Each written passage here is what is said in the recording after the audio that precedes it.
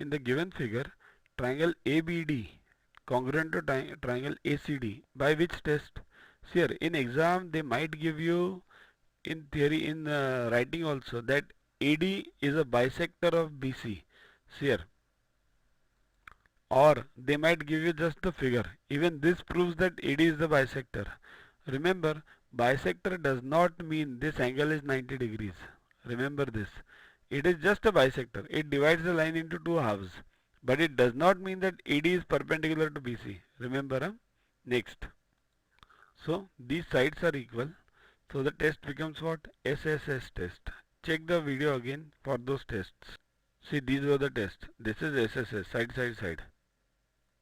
Now I'll twist this problem because this is a new sort of problem.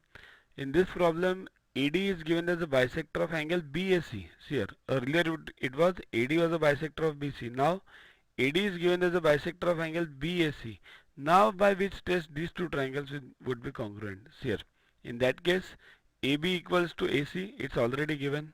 Then this is a bisector, so these two angles would be same and AD would be same side. So it will be SAS test in that case.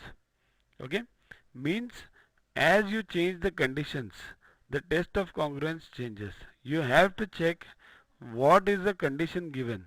Earlier it was AD was a bisector of BC, that's why SSS, because these two sides were equal then. Now this is for angle, so SAS.